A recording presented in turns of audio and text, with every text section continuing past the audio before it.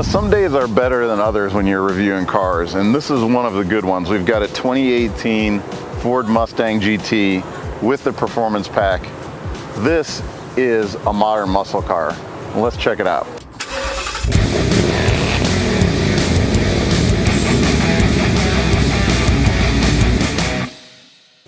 For a while now, Ford's been putting out a modern interpretation of the retro Mustang, but they've really modernized the front end here without losing the identity of Mustang. We've got these brand new headlights, which are really, really cool and extremely functional. You can see there's a deep chin splitter here that's going to give front downforce if you take this on the track. Everything about the front end here is purposeful, but also really, really good design. With cars like this, we often just focus on what's under the hood, but what's wrapped around these wheels is really important too. And this has these brand new Michelin Pilot Sport 4S's. These are amazing tires. Not only do they have a ton of grip, but they're quiet and actually have a good ride feel going down the road as well. You know, with a car that has this much performance, choosing the right tire is really important. Ford nailed it here. Another important feature with these tires, especially if you have your Mustang in the city, is this rim protector. A lot of tires will leave your rims kind of exposed. Michelin's put a great rim protector here. There's almost a ½ inch of clearance between the edge of the tire and the wheel. If you ever do get too close to a curb, bump it a little bit, you're not going to scrape the wheel right away. You know, Ford recently announced that they're dropping almost all of the cars from their lineup except this and a Focus, and now they've also dropped the Focus from the lineup. They better not drop this off the lineup, because this is one of the best cars for a performance enthusiast that you can buy today. Let's get in and see just why Ford shouldn't drop this car from their lineup. There's just something about a big V8 in front of you, under the command of your right foot, and driving the rear wheels. It really is something special.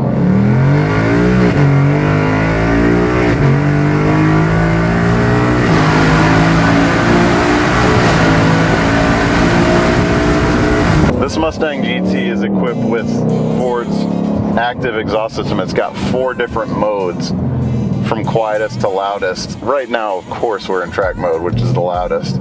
But let's say you leave early in the morning for work and you don't want to bother your neighbor. You can put it in the quietest mode. It even has a quiet startup mode, so you can be a little stealthy on the way out. Once you get on an open road, you can turn it up, and let me tell you something, this Mustang has an incredible soundtrack. Our test vehicle here is equipped with the Performance Pack 1, which gives you the Brembo brakes and some suspension upgrades, but it lacks the Recaro seats. You know, it's a little bit more money for sure to get the Performance Pack 2, but that's the one that we would choose. I can't for the life of me figure out why someone would actually pay money to add this transmission to the car. It's a $1,600 option to add this gearbox. 10-speed automatic. Having 10 gears is great, don't get me wrong. It's almost too many though. It always seems to be like in just the wrong gear, but by the same token, it's just not direct enough. You get a lag with each shift. You know, when you're in regular automatic mode, you feel the slip of the torque converter.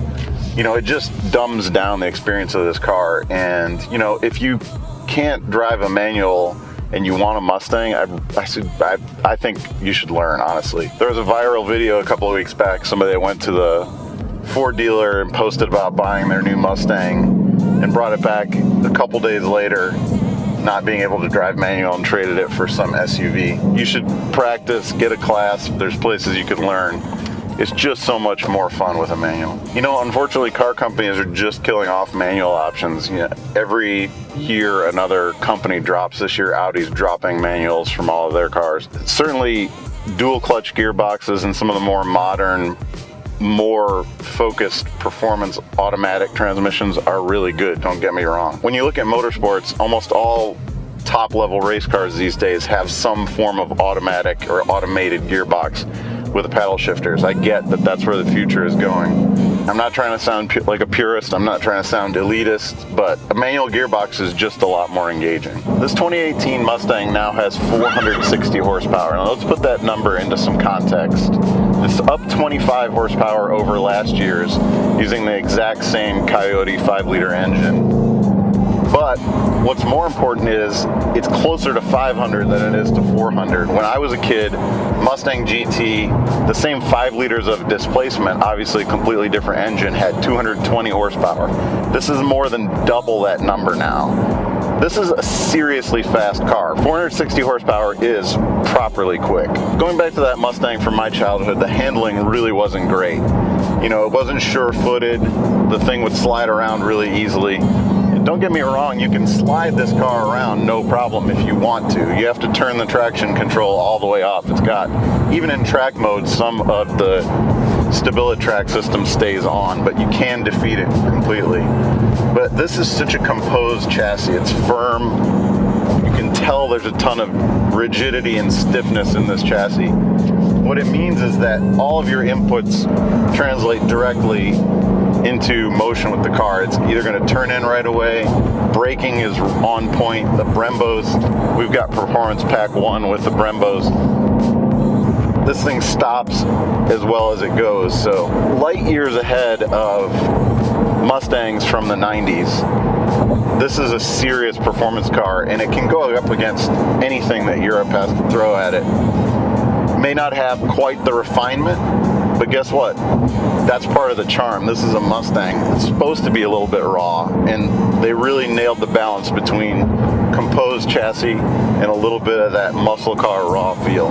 The gauge cluster in this Mustang is all LCD, and you know, some purists might say, well, I like analog gauges. In certain modes, it's got analog gauges projected on this LCD screen.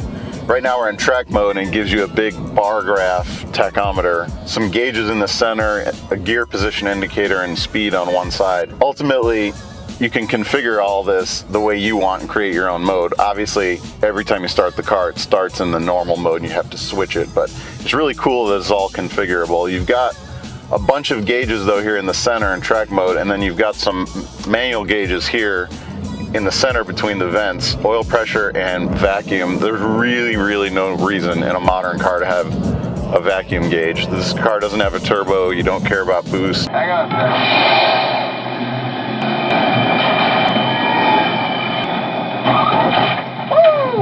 And without a carburetor, you don't really care about vacuum, so this is really pointless information. Obviously, they're trying to have the cool old school feel of some manual gauges here in the center.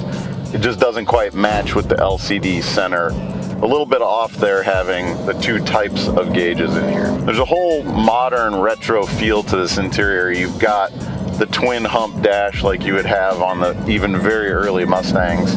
You know, and all of those cues really lead to a modern interpretation of a classic. Sticking these analog gauges in the center just kind of sticks out like a sore thumb. I prefer to see more consistency in the instruments. There's something really cool about the view out of the front of this Mustang. You see the hood kind of bulge upward.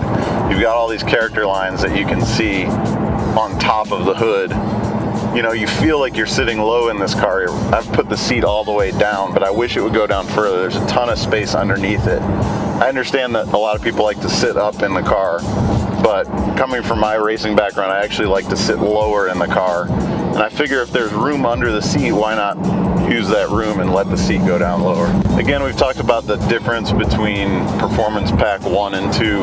The Recaro seats make a huge difference because they actually do go lower.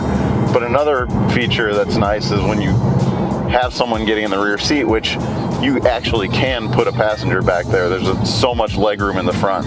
If you trim a little bit of that off, you can actually get someone in the back. But the Recaros fold forward much nicer and easier. Not only will the seat back fold forward, but the whole seat slides forward automatically.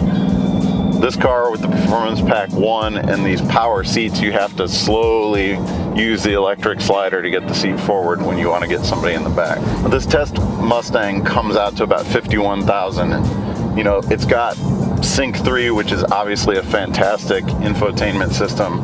It's got all the safety features, which is actually only a $1,000 option to get the collision alert, lane warning, all of those like active safety features.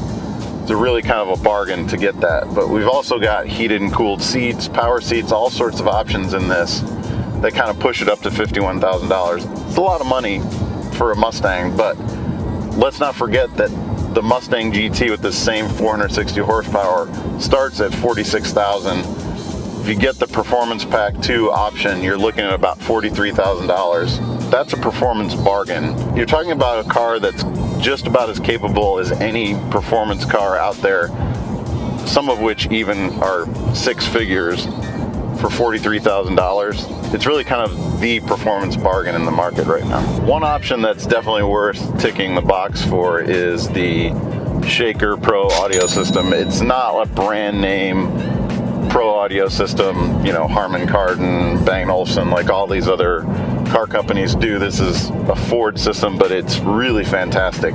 A bit bass heavy at the standard settings. Obviously you can adjust that, but the sub is really powerful. It's really tight controlled. It's got a great soundstage. Overall, well worth $895. As far as an interior fit and finish goes, this Mustang obviously is light years over older versions. You know, this has got some nice finishes. There's still a couple of cheaper materials. You've got these cheap plastic A-pillar covers, but you've got some soft touch materials. But overall, the stitching, the blue contrasting stitching on the dash, the seats, even on the floor mats, it just all kind of flows throughout. You've got this old school looking faux brushed metal center console treatment, which is pretty cool, but it's pretty obvious that it's plastic. So, you know, it's a little bit of a letdown seeing that pattern just printed onto plastic. It may be kind of a gimmicky little thing, but you can actually go in the menu and adjust the color of the interior illumination. Kind of makes sense in this blue car with the blue stitching to match it blue, but you can basically make it any color that you want. Right beside the engine start button in the center console here, you've got these switches for the different driving modes, the different steering modes, traction control, and your hazard switch. But the style of these switches is really cool. There's an old school kind of hot rod feel to this. It really kind of nails the whole feeling of this Mustang. You know, the Ford Mustang has always been an iconic American performance car. It's gone through its ups and downs, but it's really on a high note right now. This is the best Mustang that's ever been produced. It's got incredible performance, tons of power, sublime handling, the styling is fantastic, and it represents an incredible performance value as well. It's still a lot of money, $36,000 to above $50,000 range, and up if you get some of the performance models that are available. But ultimately, if you're an enthusiast, if you like front engine, rear drive V8 cars, this is as good as it gets. But remember, get the manual, otherwise you're doing it wrong.